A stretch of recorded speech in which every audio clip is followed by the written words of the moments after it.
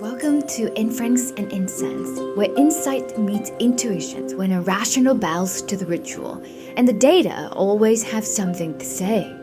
We, two data scientists, exploring one big questions each week, taking turns surprising each other with a mystery guest and a live reading.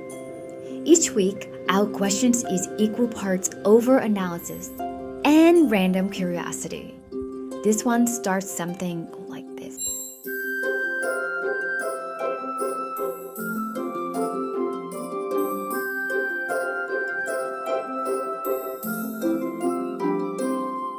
Right, let's see. So last episode, we talked about dating apps and lesser of the horror story from dating experience, but more about how dating app really changed the way you choose and filter your candidates for the romantic love life and all of the economy factor behind this love making.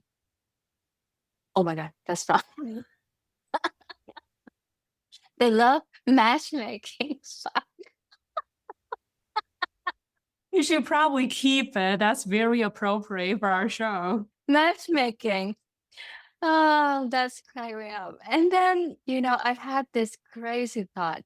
Then what if everything in my life is pre-filter? Not just whom I date, but what I watch, what I learn, what I buy, what I think. You see where I'm going. So what if I never met my unedited preferences self? Like, have I always been algorithmically housebroken this whole time? Yeah, I think that's expected, especially nowadays, right? Everyone's conditioned.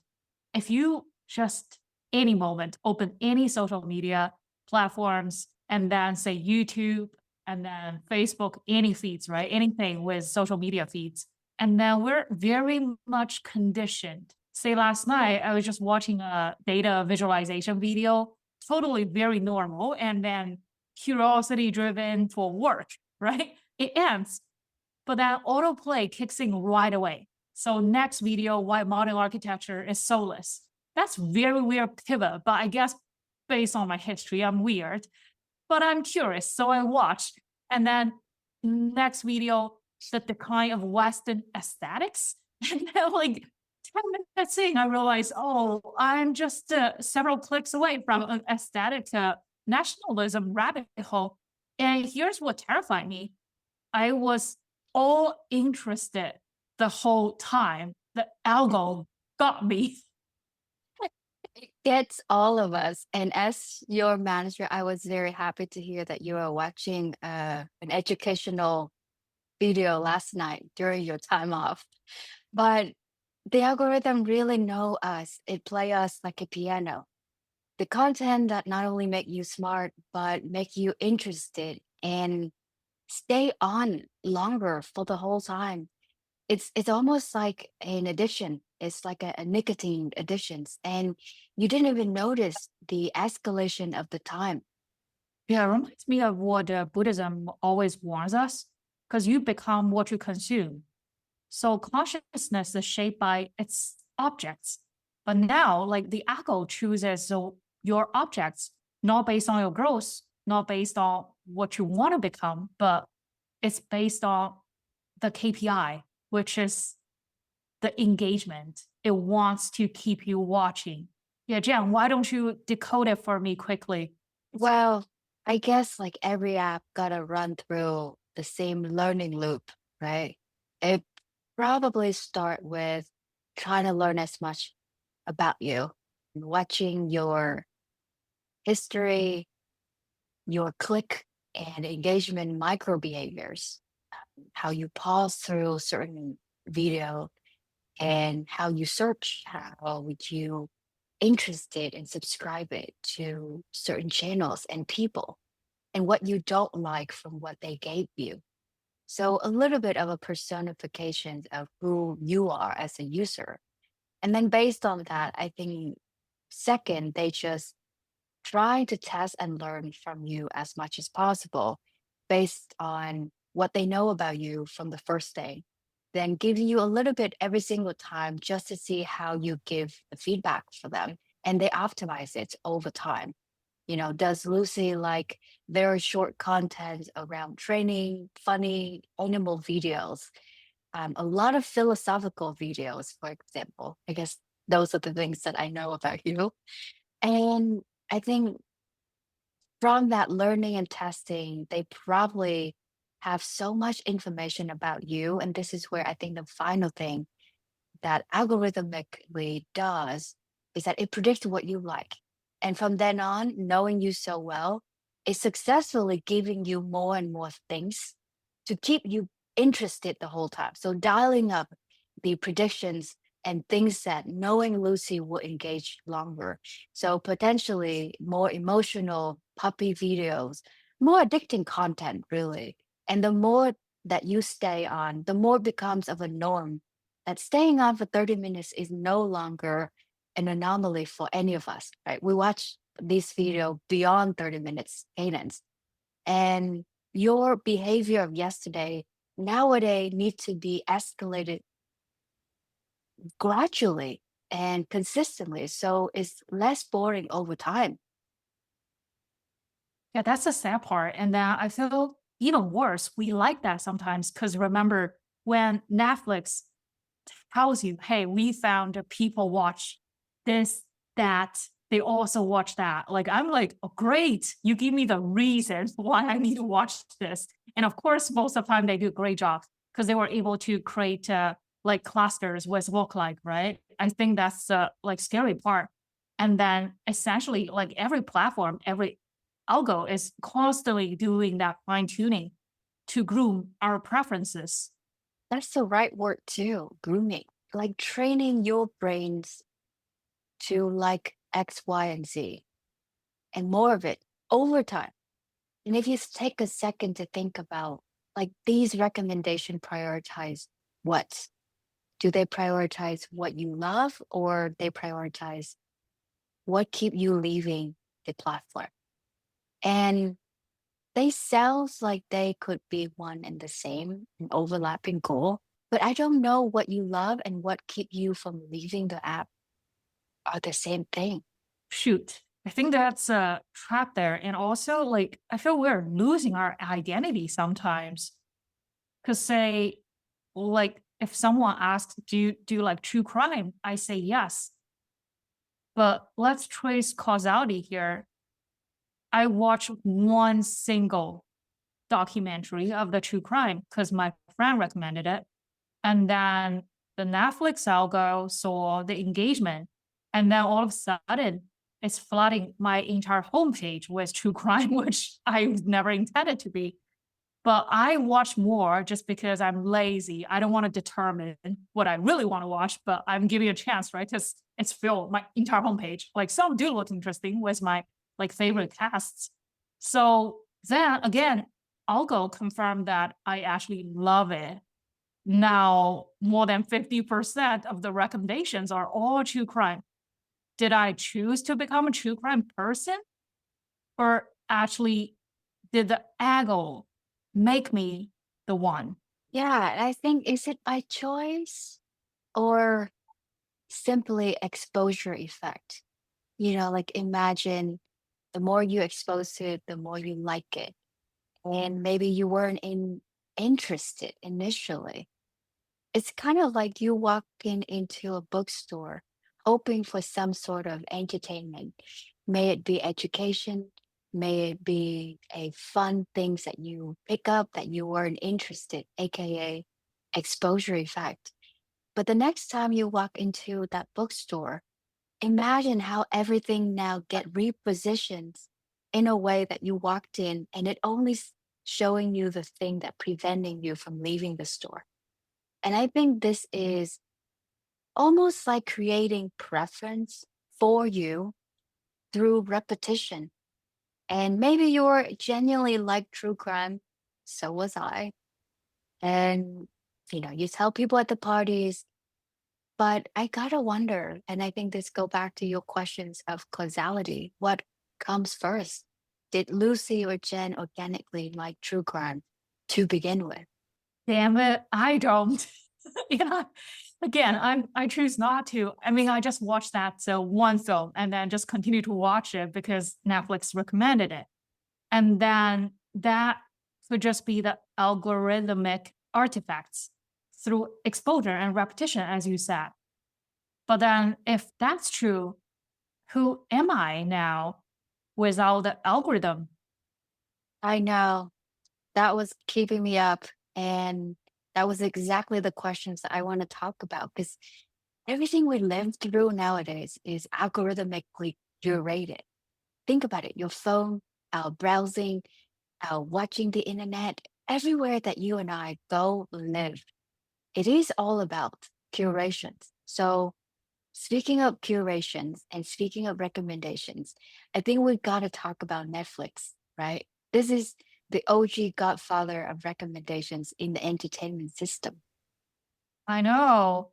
I think somewhere it says more than 80% of their viewing comes from their recommendation system. So, meaning that less than 20% are from user research. And that it is so true if you reflect our own behavior. Like, when was the last time you searched for a content instead of going through their recommendation list? I have a little lazy story at the end of every night when I'm tired and I don't want to watch anything and I just want to watch that thing. I always just search for that show. So I think I'm a little bit of an anomaly here, but I think points proven that most of the thing that you watch is chosen for you. You just do the clicking. So Netflix is basically what a museum where art curator only show you the exhibit, the painting that they think that you will stare at the longest. How crazy is that? I know it feels disturbing sometimes because now I'm thinking back when I was in the like postpartum depression because I gave birth to my child last year. And then, of course, you feel like doing nothing every day. And then you have to hold the baby all the time because he's so demanding, but he's so cute. So I wouldn't say too much about like I complain about that. But I spent so much time staying couch, like holding him while watching Netflix, right? Because it's a lot of stress, it's a lot of dread. And then I start watching Korean drama, as all Asian mom would do. But then, like days after days, I watch like seasons after season. And then even till today, it's like a year now, like my top list still, we recommend these K dramas to you. I was like, at a time, I thought it's all right. But now it's like, what the heck? Well, come, I only know about this rough patch on the podcast, dude. Well, I think I now realize like Netflix don't actually read your emotions, but it knows my watch history, right? That's what it's based on. And then like I would watch a lot of like comfort shows, like romance, some philosophical content, and then it's a lot of signals essentially the algo is going to capture. And then the algo infer my emotional state from this behavioral pattern and serve content to keep me engaged, but it's not trying to help me. Yeah, and I don't know if it's their job to emotionally supporting us, right? And oftenly it sounds like it's an entertainment company trying to be our companion, but I think that's a mistaken one. You definitely get the illusions of emotional resonance. And I think as you said it, it felt like it knew your emotional state. But under the hood of it all, it probably inferred that user is in emotional state next. They serve a lot of comfort shows and their watch rate, the retentions is really up. So the algorithm just continue to do that over and over again. It only really cares does Lucy stay or go? Oh, totally. And also, I feel maybe it's just a conspiracy theory. I feel like we are listened to and watched all the time. Your phone's listening to you basically, because there are like millions of times when I said something to my friends on the side, and then it started showing me the content or even the goods we're talking about right away. I was like, how's that even? Always definitely not conspiracy. I think that's why when you signed your consent, it asks for your access to microphone. So it is very disturbing and dystopian in a way. But when you take a moment, I think to see these things in general, if I have to put it in a nutshell, it's lesser of a friend than it seems to be. Yeah, but what's really worse or darker is I think it's narrowing down what we are seeing and then essentially narrowing down our perspectives. Because you were just talking about going to a bookstore, right? With only one genre of true crime. And then how are you going to grow? Things like that. Because traditionally, if you're going like walking to a brick and mortar like bookstore, you see all genres, right? And then I don't go in just looking for the exact comic book I'm searching for, but I actually browse all categories. I was attracted by the covers, things like that, and watching all the like reading all the text and then flick through the books, even smell it. I'm weird, but I mean, if now the entire store is just one genre based on your preference or past watching history, then it kind of like disrupts the entire growth of a human being. Yeah. And you know what? The desire to search and browse on your own at the end of the day is almost next to non existent. Everyone is tired. They just want to put on something entertaining. And if you're showing them the first 10 things because they think that we'll stay longer on the app, guess what? Most who are just going to click one of the 10 by the time they seeing the 10 things. So they specifically narrowing the taste for you, limiting your choice and the freedom of choice, really. And it happened to you. But I think it's just the fact that the absence of choice and the perceptions of that absence of choice is infrequently thought upon that scares me. Yeah, totally. Just echoing our like season title here, right? I think recommendations are shadows. And then sometimes we just fail to see it because we are living in this shadow. Like most never realize because they've never experienced sunlight of the unfiltered choice. Or Especially worse, for, yeah, yeah, or worse, that everyone think that they are browsing sunlight. We all having access to millions, hundreds of millions titles that Netflix hold.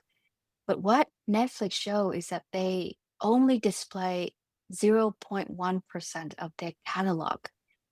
And within that very small subset, they carefully curate to keep you stay on the platform.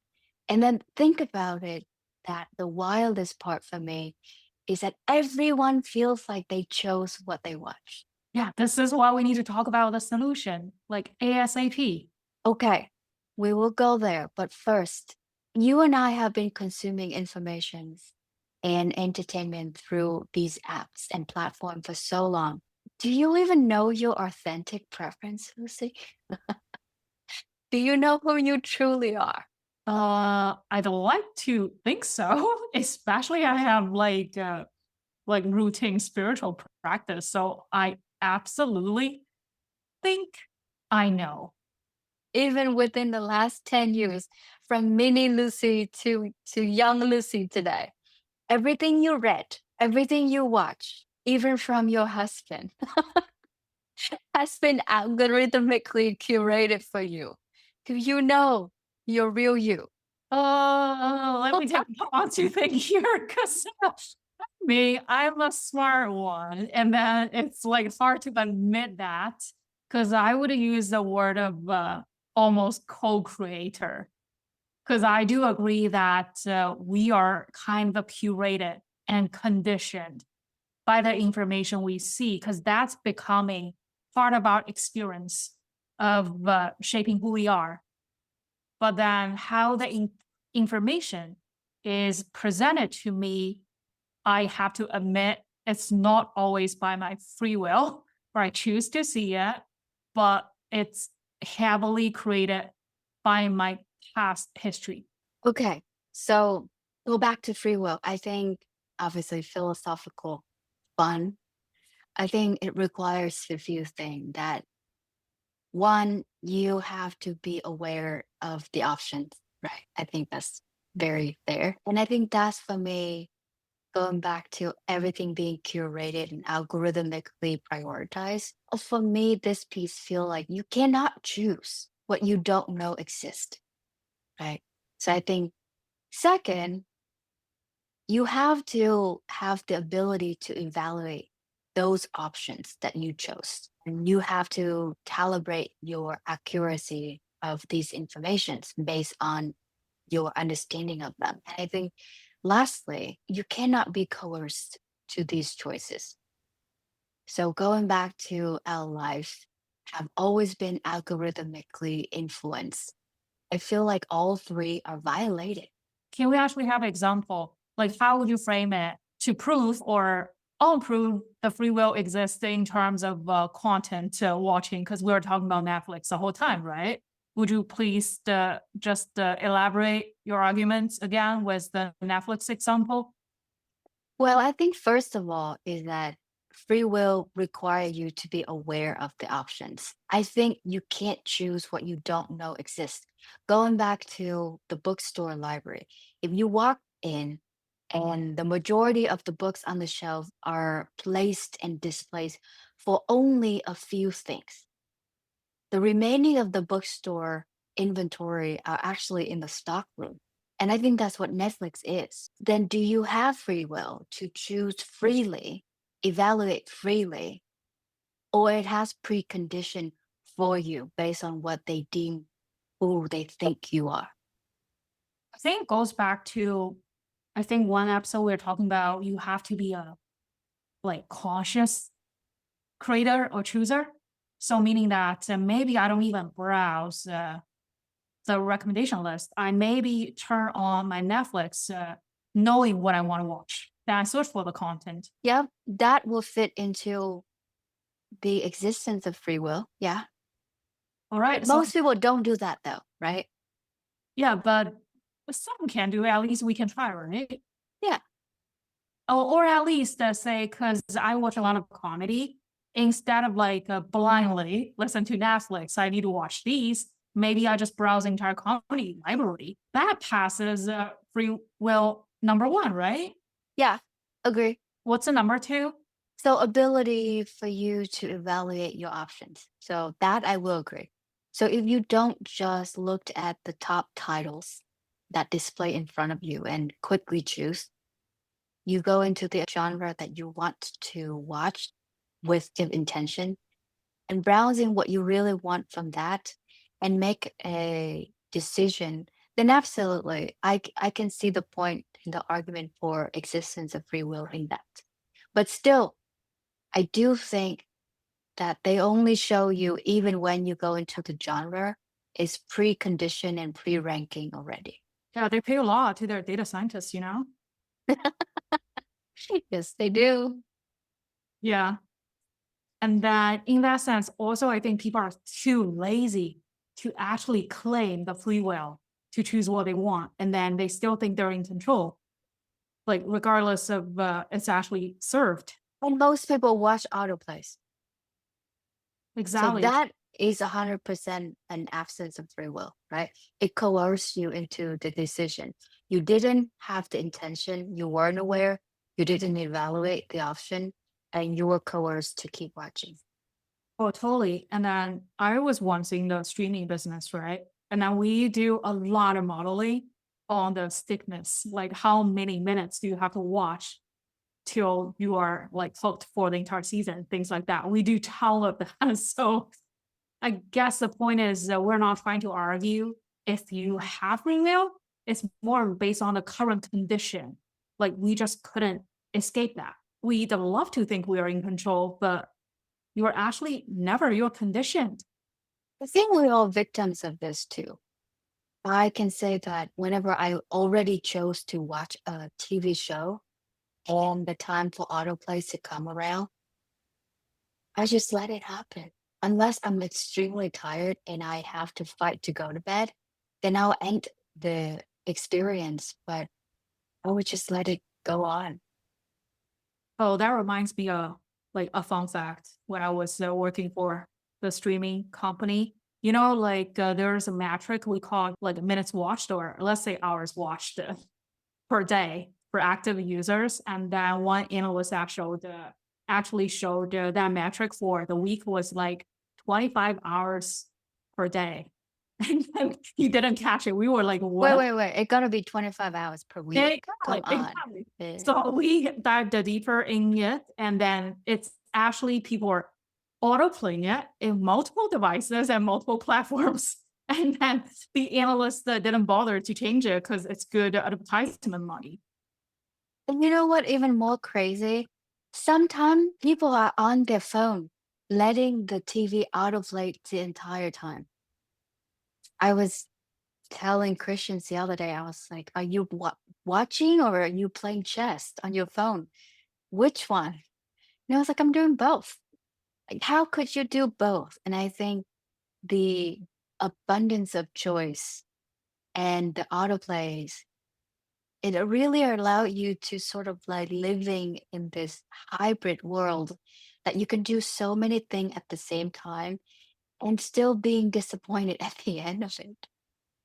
Yeah, that's why I feel sometimes we're dumber and dumber just because every platform is fighting for our attention. Whatever you see grows, right?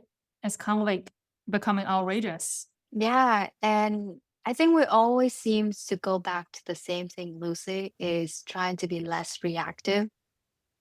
There's always a moment to pause before we make that next decision. Maybe we take a little bit of an agency back when it start autoplays, it giving you these lists of recommendations. I think going back to causality, am I interested because it's showing it to me? Or have I always want to see these things and it happened to be good timing and I want to watch it. So, I think validating it, verifying if it's something that you want to do to begin with, going back to being very conscious about your choice instead of letting the algorithm dictate and choose for you.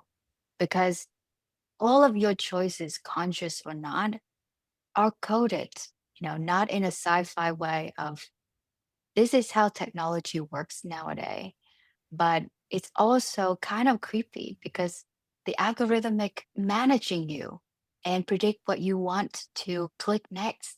It shapes your option and then ultimately, not by accident, also shaping you and it optimizing for your next engagement, your next autoplay that you just let it happen to play through. And I know that, of course, we're always influenced by our environment, right? Us being Asians, our culture, our parents, the upbringing, the media, the educations. But I think what the algorithm optimize and influence for is not for your growth, educations. It is for pure profits at massive scale in real time.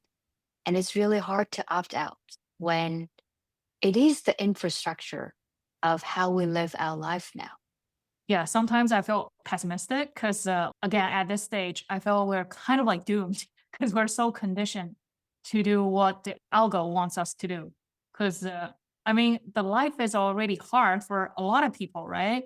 So why couldn't we just let go for a moment and then watch whatever the algo wants us to do to trigger that dopamine? It's no harm, right? And It looks like it. Yeah. But I mean, you also said earlier in the episode that you feel that we are dumber and dumber. Maybe I don't think that's just a unvalidated feeling. Maybe that's fact. yeah, definitely. Especially in those days, I'm exhausted.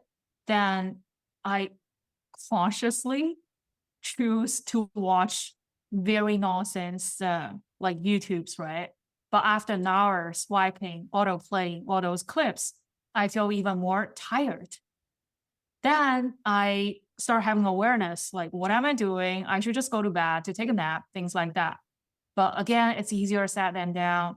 You cannot undo all conditioning, but still, at least let's try to be aware of the situation all the time, taking breaks, and taking breaths. And maybe it's not all doom. I'll tell you a funny, uplifting story. People always told us that you gotta watch the TV show on Netflix, the greatest British baking show. And I resisted for years because I was like, this is the dumbest. Why would I watch these? And these are not even good bakers. And I don't know what got into us. So Christian and I, one night, we said, you know what? Let's just watch it. And after it autoplayed for like 2 episodes, Lucy, we kind of got hooked. And at first I was thinking this is pointless entertainment. It doesn't teach me anything. And then one day suddenly Christian was telling me in, I don't know, a coffee shop or like a pastry shop, and he was naming the technique of the piping and the layer and what kind of sponge and what kind of meringue it is. And I was like, wow, that show turned out to be educational after all. So again, you never know what you get. But Yeah. still, the key point here is I think just to enjoy it and truly enjoy it if you're watching it, but also like stay aware. Yeah. And, I think last, if nothing looks interesting, don't just randomly play something. If you're tired, maybe the better thing is put your feet up, rest, and see the day tomorrow. All right. I think that's enough for this episode. We'll see you next episode. The Doomsday Selves, Why Prophecy Outruns Proof. All right. That's it, everyone.